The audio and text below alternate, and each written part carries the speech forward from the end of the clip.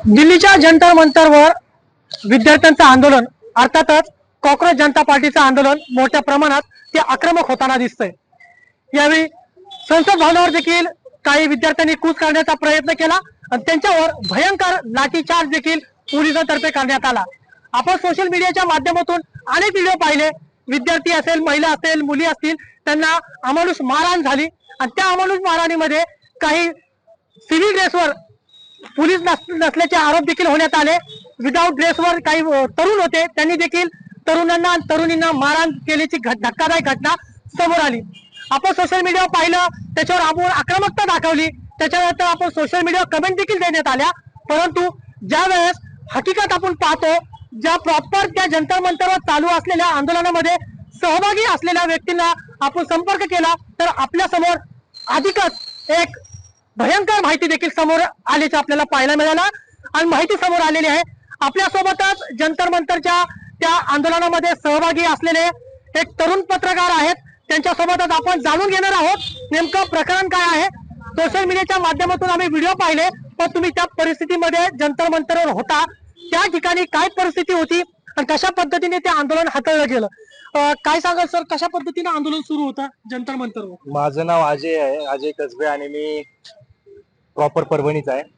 जंतर मंतरवरचं जे काही आंदोलन झालंय कॉक्रोच जनता पार्टीच्या नेतृत्वामध्ये, अभिजित इटके यांच्या नेतृत्वामध्ये, सोनम वांगचूक सरांना ज्या पद्धतीने पोलिसांनी डिटेन केलं, इलिगली डिटेन केलं, कोर्टाची कुठल्याही पद्धतीची नोटीस नव्हती आणि अशा काळामध्ये त्यांना म्हणजे इलिगली पोलिसांनी जे काही उचलून नेलं, म्हणजे चादरी खाली जी चादर म्हणजे जे सफेद कलर जे बुद्धांचं प्रतीक आहे, शांतीचं प्रतीक आहे, आणि शांतीचं जे प्रतीक हे आहे हिंसेसाठी वापरताना दिल्ली पोलीस आपल्याला दिसलेली आहेत। आणि मला सांगावंसं वाटतं की मी तिथे कव्हर करताना खूप काही गोष्टी बघितल्या, स्वतः कशा पद्धतीने लाठीचार्ज केलाय, पोलिसांनी कसा लाठीचार्ज केलाय, ते सगळी घटना मी माझ्या कॅमेऱ्यामध्ये कैद केलेली आहे। मी ते माझ्या इंस्टाग्राम पेजवर आणि युट्यूब चॅनलवरती मी पोस्ट देखील केलेले आहेत की कशा पद्धतीने पोलिसांनी तिथे विनाकारण म्हणजे शांतीपूर्ण जे काही आंदोलन चालत होतं कॉक्रोच जनता पार्टी आणि विद्यार्थ्यांचं, जो काही विद्यार्थ्यांचा आक्रोश आहे तो रस्त्यावर येत होता। नीटचं जे काही स्कॅम झालेलं आहे, ज्यामध्ये 22 विद्यार्थ्यांनी आत्महत्या केल्या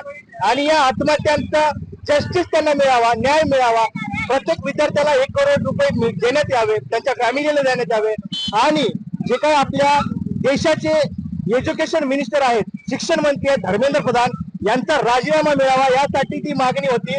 आणि यासाठी पीसफुली म्हणजे शांतपूर्ण एकदम प्रोटेस्ट चालू होता आणि अचानकच पोलीस हे लाठीचार्ज करतात आणि त्यांना असं दाखवण्याचा प्रयत्न करतात की विद्यार्थी प्रक्षोभक झालेले आहेत आणि विद्यार्थी हे म्हणजे इथे म्हणजे जे काही प्रोटेस्टला हिंसक वळण देण्याचा प्रयत्न करतात, परंतु विद्यार्थ्यांनी प्रोटेस्टला हिंसक वळण देण्याचा प्रयत्न केलेला नाही, तर पोलिसांनी हिंसक वळण देण्याचा तिथे प्रयत्न केलेला आहे। दिल्ली पोलिसांनी हिंसक वळण या प्रोटेस्टला दिलेलं आहे आणि विद्यार्थ्यांवर लाठीचार्ज केलेला आहे। त्याच्यामध्ये काही सिव्हिल ड्रेसवर काही तरुण होते, हातामध्ये फायबरच्या जे दांडे आहेत घेऊन, ते देखील प्रकरण समोर आलं। नेमकं हे प्रकरण काय आहे? ते पोलीस होते का अन्य कोणी ते लोक बोलवले? बघा आता म्हणजे पोलीस जर असतील तर पोलिसांचा सरळ एक नियम असतो, पोलीस म्हणजे जेव्हा असतो तेव्हा तो वर्दीवर असला पाहिजे, तर जेव्हा तो ऑन ड्युटी आहे। आणि दुसरी गोष्ट म्हणजे पोलीस असताना त्यांची बियर्ड जर आपण बघितली, दाढी जर बघितली, ती दाढी वाढलेली आहे, केस वाढलेले आहेत, कानात बाळी घातलेली आहे, हातात गंडे बांधलेले आहेत, भगवे गंडे दोरे बांधलेले आहेत, तर असे हे पोलीस असूच शकत नाहीत। हे सरळ सरळ RSS आणि ABVP आणि भारत म्हणजे जे काही विश्व हिंदू परिषद आहे या संघटनांचे कार्यकर्ते होते, पदाधिकारी होते। आज जर तुम्ही फेसबुक पेजेस जर उघडून बघितले तर सोशल मीडियावर या लोकांचे फोटो देखील व्हायरल करण्यात आलेले आहेत आणि सरळ दिसतंय की म्हणजे त्यांची दाढी वाढलेली आहे। पोलिसांमध्ये असा नियमच नसतो की ते ऑन ड्युटी असताना दाढी वाढवतील किंवा केस वाढवतील, म्हणजे पोलिसांचा नियम बाह्य आहे। तर अशी जी काही सगळे लोक होती जी म्हणजे इलिगली विद्यार्थ्यांवर लाठीचार्ज करत होती, हातात लाट्या घेऊन। जेव्हा विद्यार्थी त्यांना विचारतात की तुम्ही कोण आहात, तुमची नावं काय, तुमच्या नंबर प्लेट कुठे आहेत, किंवा म्हणजे नंबर प्लेट म्हणजे तुमची नेम प्लेट कुठे, तर पोलिसांकडे याचं उत्तर नाही। एका पोलीस महिलेला अधिकारीला विचारलं तेव्हा पोलीस महिला अधिकारी म्हणते की गरमीसाठी ते काढून ठेवलेत, म्हणजे नेम प्लेट काढून ठेवलेत। आणि जेव्हा सिव्हिल मध्ये असणाऱ्या त्या ज्या काही हल्लेखोरांना विचारण्यात आलं तुम्ही कशासाठी लाठीचार्ज करताय, तर त्यांनी सरळ विद्यार्थ्यांना तू इथून निघून जा, तू कोण मला विचारणारा, अशा पद्धतीच्या धमक्या देऊन सरळ विद्यार्थ्यांना मारत त्यांच्यावर मोठ्या प्रमाणामध्ये लाठीचार्ज केलाय। ते पोलीस नव्हते तर ते RSS ची लोक होते।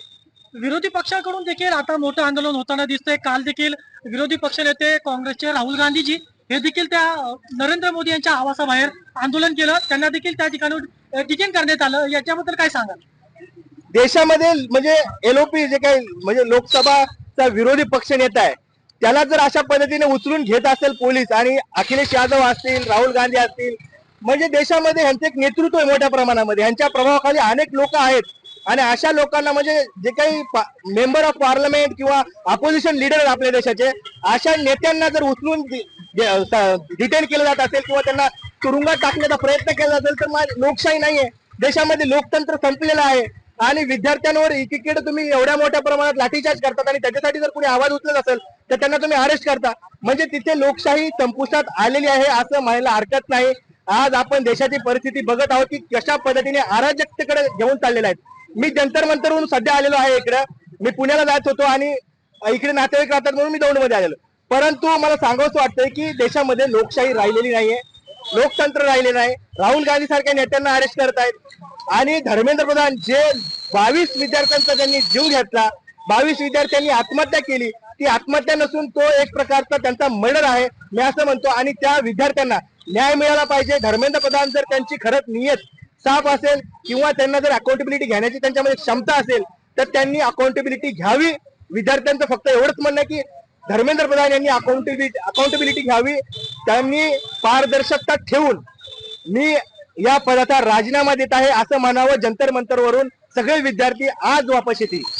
त्याचबरोबर जे काही सेलिब्रिटी असेल, नसरुद्दीन शाह असतील, त्याचबरोबर प्रकाश राज असतील, त्यांनी देखील त्या आंदोलनामध्ये सहभाग नोंदवला आणि त्यांनी देखील प्रकाश राजांना देखील त्यांच्यावर लाठीचार्ज करण्यात आल्याची माहिती समोर आली. आम्ही त्या टेम्पोच्या पाठीमागत होतो, टेम्पोच्या आसपासच आम्ही होतो. ज्या टेम्पोमध्ये जो टेम्पो संसद मार्गाकडे कूच करत होता त्या संसद मार्गावर कूच करणाऱ्या टेम्पोमध्ये प्रकाश राज होते, साऊथचे ऍक्टर, पुन्हा आपल्या गीतांजली होत्या ज्या सोनम वांगचुक सरांच्या मिसेस आहेत, अभिजित दिपके होते स्वतः आणि कॉक्रोच जनता पार्टीचे अनेक जे व्हॉलेंटियर आहेत ते त्याच्यामध्ये होते.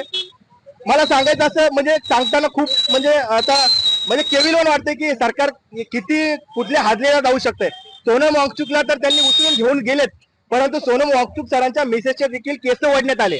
त्यांच्या साईडला एक 12 वर्षाची विद्यार्थिनी होती, छोटीशी 12 वर्षाची, तिच्या डोक्यामध्ये पोलिसांनी लाट्या घातल्या, तिचं डोकं फुटलं, तिला म्हणजे 12 ते 13 टाके पडण्यात आले. म्हणजे अशा पद्धतीचा काही क्रूर हल्ला प्रकाश राज यांच्यावर देखील करण्यात आला. आणि जर ऍक्टर शबाना आझमीवर देखील हल्ला करण्यात आला, म्हणजे शबाना आझमी असतील, प्रकाश राज असतील, गीतांजली असतील किंवा राहुल गांधी सारखे मोठे नेते आहेत आपल्या देशामधले, तर असे जे काही लोक असतील ह्यांच्यावर जर अशा पद्धतीने भाजप आणि त्यांची गव्हर्नमेंट जर लाठीचार्ज करत असेल आणि त्यांना दडपशाही करून त्यांना दाबण्याचा प्रयत्न करत असेल तर म्हणजे सांगण्याचं तात्पर्य एवढंच मला सांगावंसं वाटतं की म्हणजे देश आता म्हणजे फुले शाहू आंबेडकरी विचारांचा आपण जे काय म्हणतो की भारत हा यांच्या संविधानाने बनलेला आहे, बाबासाहेब आंबेडकरांच्या संविधानाने बनलेला आहे. देशामध्ये लोकशाही आहे, परंतु मला तरी लोकशाहीचं चित्र कुठे दिसत आता म्हणजे दिसत नाहीये. मी जसं काही पाहतोय समजा एक स्टुडंट म्हणून किंवा एक इंडिपेंडंट पत्रकार म्हणून, तर मला तरी कुठे दिसत नाही लोकशाहीचं जे चित्र आहे. लोकशाही संपताना संपुष्टात येताना सगळे दिसत आहे. म्हणून हा आक्रोश आहे. जर लोकशाहीला वाचवायचं असेल तर सगळ्यांनी मला वाटतं की हा विद्यार्थ्यांचा पाठिंबा दिला पाहिजे यांना आणि त्यांचं समर्थन दिलं पाहिजे.